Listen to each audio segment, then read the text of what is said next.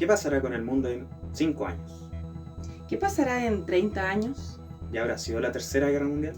¿Habrán ya autos volando? ¿Alguna enfermedad habrá acabado con nosotros? ¿Cómo habrán emociones y sentimientos todavía? ¿Qué pasará en el futuro? ¿Los robots nos habrán matado?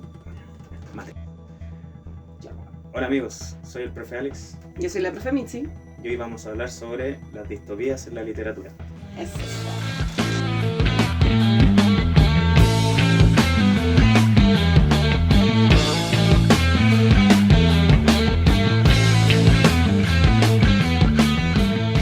Para hablar sobre el concepto de distopía, primero tenemos que aclarar qué es una utopía, ¿ya? Utopía en realidad es un concepto que se comienza a trabajar por allá por el Renacimiento. La primera persona en utilizar el concepto utopía es Tomás Moro, y escribe un texto de ese mismo nombre en el que nos va a relatar un lugar ideal, ¿ya? Porque una utopía es un lugar ideal, pero también irreal, es decir, no existe, no se alcanza, ¿ya? Paraíso.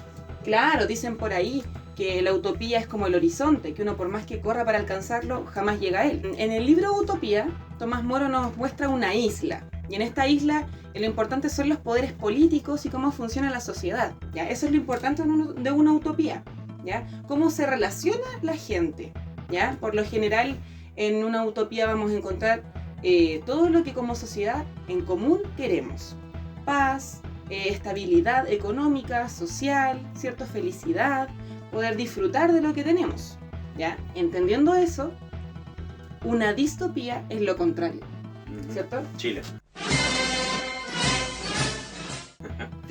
Puede ser.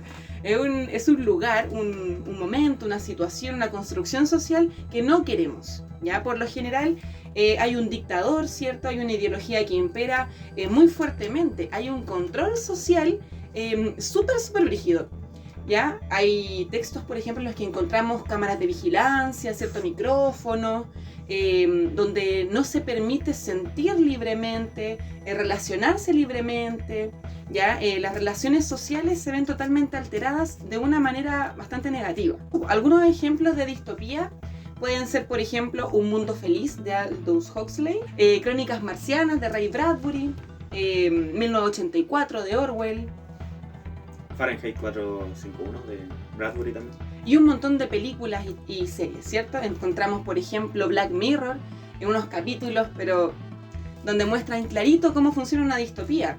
Es decir, la tecnología se apodera de todas las relaciones, de todos los órdenes sociales, pudiendo ayudarnos en muchos sentidos, pero en otros también perjudicándonos, ¿cierto? Hay películas como Matrix, como Equilibrium, como Mad Max, sí. sí.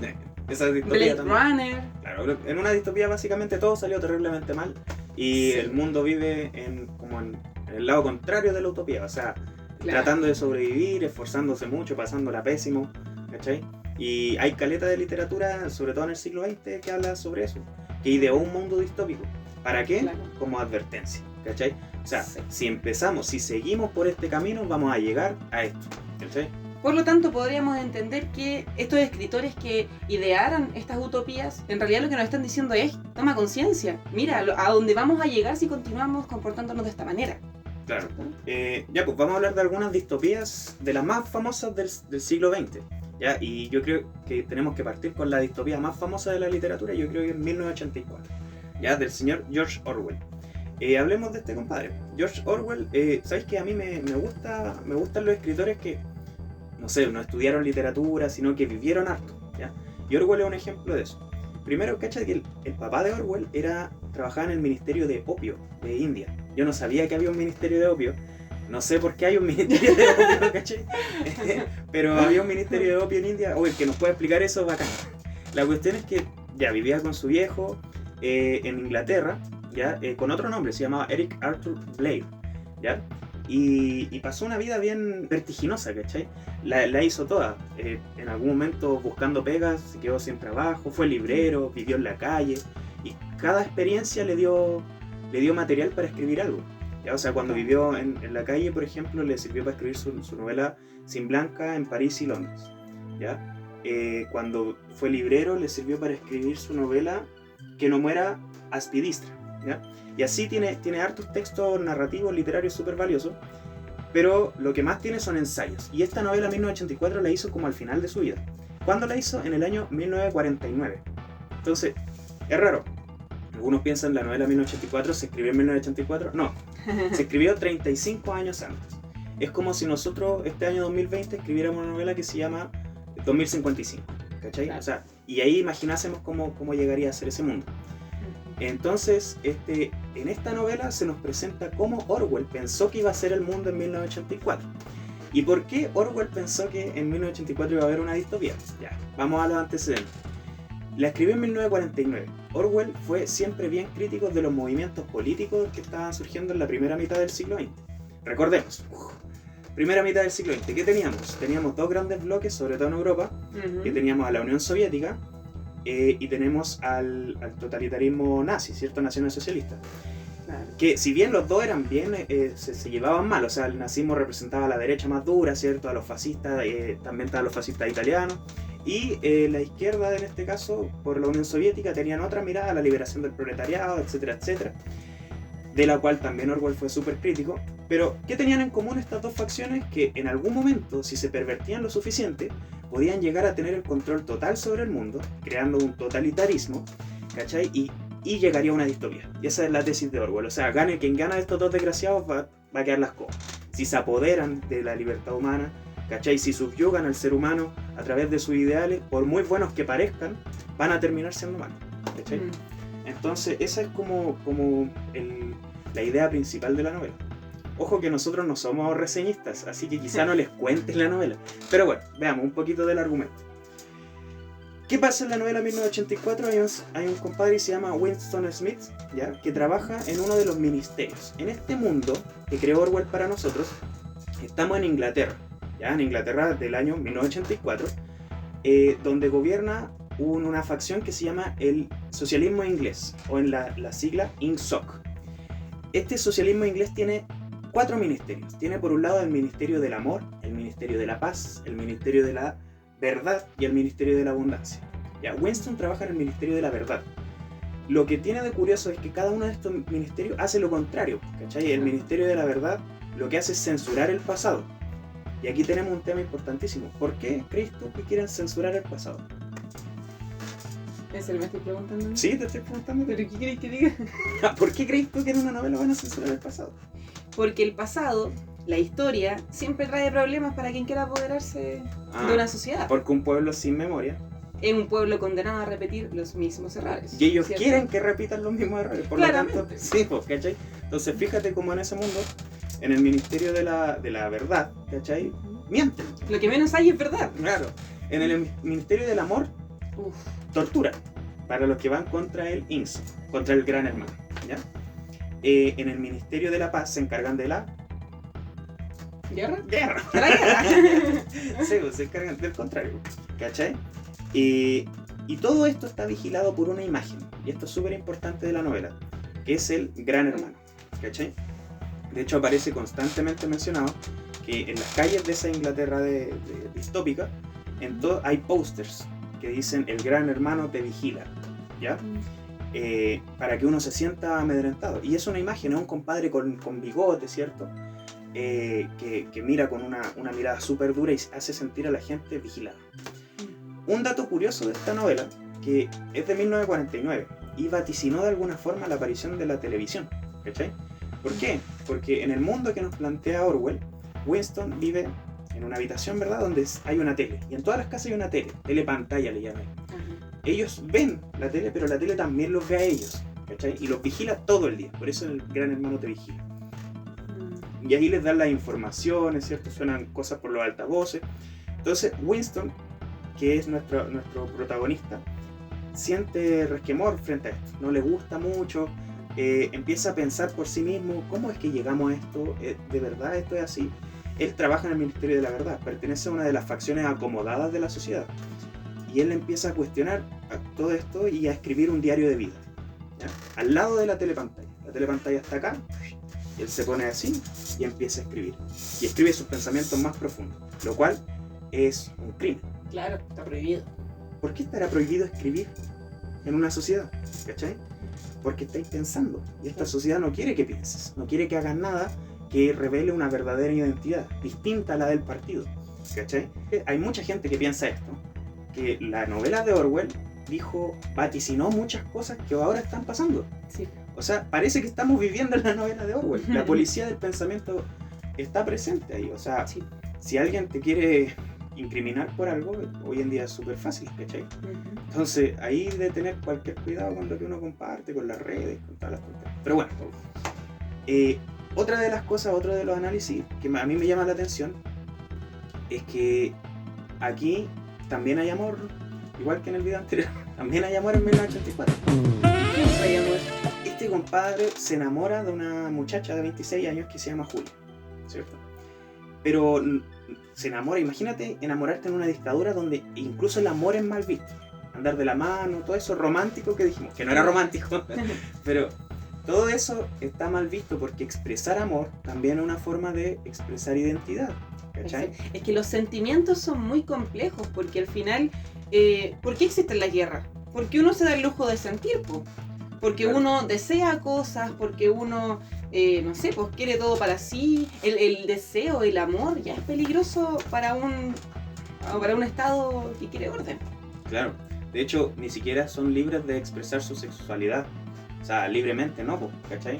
Porque eso genera problemas, pues el deseo genera problemas dentro de esta distopía. Y esto es lo que lleva finalmente a los chiquillos a ser sorprendidos, ¿cachai? Detenidos por la policía del pensamiento. Y por el mismo arrendatario que le hacía la casa, los traiciona finalmente, el sapo. ¿Y cómo se llama? Se van detenidos al Ministerio del Amor, ¿cachai? Y al final, ¿cómo queda Winston después de ser un compadre inteligente, que iba contra lo establecido, que tenía el poder de pensamiento, ¿cachai? Lo transforman en un loco sumiso, calladito, y El cuando ve las trabajador noticias, ideal. claro, y ve las noticias y ve que su región, Eurasia, gana, ¿cachai? Se pone contento. Es una novela que quita esperanzas, pues, como no podéis contra el gran hermano. Claro.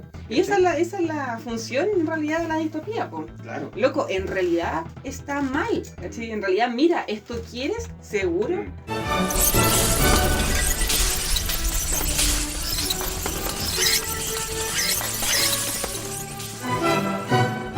Otra novela importante de las distopías, un clasicazo, es El Mundo Feliz, ya de Aldous Huxley. En realidad, El Mundo Feliz lo que nos muestra es un mundo totalmente infeliz, ¿cierto? Ah, sí. Porque finalmente como que nos venden una utopía inicialmente, pero luego nos vamos dando cuenta que no es tan así, po. Nuestro país es un verdadero oasis. Porque parte el libro y nos van mostrando las oficinas de una especie de empresa, como un hospital, donde te van explicando que la sociedad ya no se reproduce de la misma forma que nosotros en el siglo XXI. Finalmente, en el mundo feliz, los bebés nacen de probeta, ¿cierto? Son reproducidos in vitro. Claro. O sea, igual no tienen bebés. O sea, de manera natural no, porque No. eso es salvaje. Sí, pues. Solamente in vitro. Se relacionan sexualmente, caleta. Sí, es que el sexo es tan común como respirar, como almorzar. Sí. Finalmente no hay un morbo, no hay un tabú con el sexo, pero sí con la reproducción a través del sexo. Eso es asqueroso, ya es horrible, asqueroso, ya es horrible. Y esto todo lo vamos conociendo cuando llega el personaje de John. Nos damos cuenta que cuando el director de esta empresa viajó a el mundo de los salvajes, que es como cierto, ¿qué lugar? Es como Latinoamérica, ¿no? En Latinoamérica, sí, ¿Cierto? eso es lo más brígido, porque Es el mundo Latinoamérica. civilizado es Norteamérica, es como Europa, no sé, es como una cosa así. Claro, Y el mundo salvaje, donde están los monos, o donde está la gente incivilizada, claro. es Latinoamérica. Entonces, Sí, cierto, a mí me daba esa sensación, porque es como la selva, como Centroamérica, no sé. Y claro, allá pasó que el director con la madre de John tuvieron relaciones y ella se embaraza. Y eso no podía ser porque finalmente ibas a convertirte en un paria si llegabas con una mujer embarazada, por lo tanto el director la deja en el mundo de los salvajes y allá nace John. John es un salvaje. Cuando dos personajes del mundo civilizado llegan al mundo de los salvajes, conocen a John y lo llevan a esta sociedad del mundo feliz. Y ese choque es la historia de la novela. Claro. Sí, y la historia de John es súper particular porque, mira, piensa que la madre de John pertenecía al mundo civilizado donde tener relaciones era como, hola, sí, tiremos ya, pum, y listo. Claro. No había problema, ¿cachai? Y en el mundo incivilizado que representa el presente, representa a nosotros, había casamiento, había monogamia, ¿cachai? Era bien así como antiguo. O sea, claro, antiguo para nosotros presente, también. claro. Sí, así como mis abuelitos. Claro, sí, una cosa así. Entonces llegó esta chiquilla y no sé, si veía que un hombre tenía intenciones, ella accedía, ¿cachai? Claro, Pero en ese mundo hacer eso era como que la loca la tomaron como una prostituta. claro. Y ni siquiera prostituta porque no No cobraba. le pagaban. Sí, ¿cachai? Hay muchos apodos para Claro, eso. entonces, bueno, la trataron súper mal, ¿cachai? Y de ahí, Sufrió harto. claro. Y eso con John guaguita y se fue criando en ese ambiente. No, y además que hay otra cosa importante, el soma. Ah, claro. Porque en el mundo feliz, ¿cierto? Esta madre de John consumía, igual que todos los personajes, un soma, que era como una especie de pastilla, como una droga, que inhibía ciertas emociones y ciertos sentimientos, para que, nuevamente, la sociedad funcionara de manera... Armónica. Claro, de manera armónica. Claro. Y más... Es una droga legal que se daba en todos lados. O sea, además de legal, obligatoria. Ah, sí, pues. Entonces, cuando ella se queda en el mundo de los salvajes, No hay soma. porque está embarazada, no hay soma. Claro, no hay soma. Entonces ella como que se vuelve un poco loca, ¿ya? Finalmente ella también la llevan al mundo feliz luego y es terrible. El choque es terrible. Sí, ya. Hay algo súper importante en la novela Un Mundo Feliz, que es la idea de Dios, ¿ya? A Dios le dicen Ford. ¿Por qué? Porque en el siglo XX, Ford, el compadre que creó los autos, ¿cierto? Inaugura también una forma de producción, ya que es la producción en línea. ¿Ya? Entonces, ¿En serio? en serie, producción en serie, ¿cachai? Entonces como ya, yo aprieto este tornillo, ya, yo pongo esta cuestión, yo pinto, ¿cachai? Y sale el auto, finalmente. De trabajos muy chiquititos. Y toda esa forma de producción en línea, no, era en serie. ¿En serie? Es la estructura del mundo feliz. Entonces Ford es el inaugurador de eso. Por lo tanto, para ellos Ford es como Jesús, es como el Mesías, ¿cachai? Es Dios en realidad, Dios. porque ellos dicen, oh, por Ford. O por Ford, Sí. claro. Más encima dicen que hay otra parte de Ford que se llama Freud, ¿cierto? Ah, Que ellos dicen, no, si Ford y Freud eran la misma persona. claro. ¿Cachai? Dicen, y Freud, y con las teorías psicosexuales de Freud, sustentan su edición genética, ¿cachai? Claro. En los jardines de niños, por ejemplo, los dejan vivir su libertad sexual a concho, ¿cachai? Entonces, como, los niños se tocan así. Claro, pues porque Freud decía que eso era normal Claro. y que las pulsiones sexuales versus la represión generaban una identidad, ¿verdad? Entonces estos compadres, para formar la identidad que querían, dejaban que vivieran sus pulsiones sexuales libremente. Y eso es una utopía, es un mundo feliz. ¿Pero es feliz Claro. o no es feliz? Esa es la pregunta. Ahí. Renegamos de todas nuestras emociones, nuestras pulsiones, ¿cachai? Nuestros errores también, por una sociedad armónica, ¿cachai? ¿O no? Claro. Es ahí. Finalmente, ¿qué es lo que queremos que impere? ¿La esencia del ser humano o una sociedad ordenada? Claro. Ordenada y fome. ¿Cachai? Claro, o sea, depende de qué es fome, porque el Claro. mundo feliz igual no es tan fome. No, igual la pasaban bacán. Sí, pues. No, pero es fome que te Que te condicionen. que te condicionen de cabros chicos y te lo dicen en el sueño, ¿cachai? La hipnopedia, Claro. estás durmiendo y te lo repiten 400, 500 veces todos los días hasta que se te mete la idea, ¿cachai? Claro, y fíjense cómo se van repitiendo ciertos patrones, o sea, algo tiene que haber de trasfondo en esto para que en 1984 estén todo el tiempo diciéndote a través de parlantes, ¿cierto? De la Ciertas libertad. premisas, claro, la libertad es esto, el amor es que finalmente luego en el mundo feliz nos encontramos con la misma cuestión, pero a través del sueño. Bueno, como ideas generales sobre el tema de la distopía, Mitzi, sabéis que yo me acuerdo de algo que escuché en Foucault alguna vez. Que él decía que quizá no se nos pueda ocurrir una nueva forma de orden mundial perfecta. A nadie se le ocurrió y no se puede porque es muy difícil, pues, ¿cachai? Sí. Pero que una forma de volver el mundo un poquito mejor sería siempre luchar contra ese afán de suprimir la identidad. Entonces Foucault plantea que una de las formas de sacarse todo este intento de control, ¿cachai? Es fortaleciendo la identidad propia, el pensamiento crítico, la creatividad, etc. Entonces, para salir un poquito, para no volvernos 1984, ¿cachai? Claro. Para no volvernos el mundo feliz tampoco. Algunas obras de distopías del siglo XX que no mencionamos. De Ray Bradbury, Crónicas Marcianas, no sé si tratarlo como distopía, es una obra súper bacana. Es que claro, la ciencia ficción se Sí. liga un montón con la distopía. De hecho, existe una cuestión que se llama cyberpunk, que es un tipo de distopía, pues, donde ahí están, no sé, pues la inteligencia artificial, ¿cierto? El Máquinas. tema de los hackers, las megacorporaciones que finalmente se comen como a las más pequeñas. Mr. Robot. Claro, como Mr. Robot. Bueno, ese Black tipo de Mirror cosas. también. Pues. Bueno, y novelas, yo encontré una, mira, un dato freak. ¿Mm? La novela que inspiró 1984 se llama Nosotros, ¿ya? Y que es de un compadre de apellido Samiatin, que fue publicada en 1920, o sea, 29 años antes de 1984, que es una novela del régimen soviético, de la primera mitad del siglo XX, ¿cachai? Otra también que es súper poco conocida, que es del compadre que escribió Colmillo Blanco, ¿Ya? Jack London. ¿Mm? Él escribió también una distopía que se llama El Talón de Hierro, que narra una revolución en el siglo XIX, es como una de las primeras distopías, 1908. Mira, Sí, se publicó hace poco acá en Chile en La Pollera, para que lo busquen. claro. Y otra que se me ocurre, Fahrenheit 451, no la mencionamos. No la mencionamos. ¿Por qué no la hemos leído? Pero estoy seguro que debe ser terrible buena porque Ray Bradbury Sí, es bacán.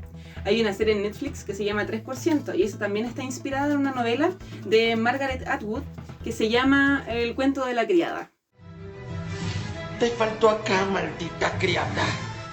Eso, Y chiquillos, eso, pues. esperamos que les haya gustado este capítulo. Cualquier comentario, cualquier cosa, déjelo abajito para que discutamos nosotros, ¿cierto?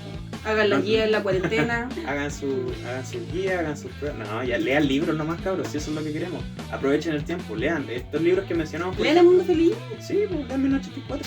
Bueno, eso cabros, espero les sirva. Pongan like, suscríbanse para que cachen los videos que vamos a ir subiendo. Sí, Así pues, que eso, pues. eso, pues. Chao. Chaito.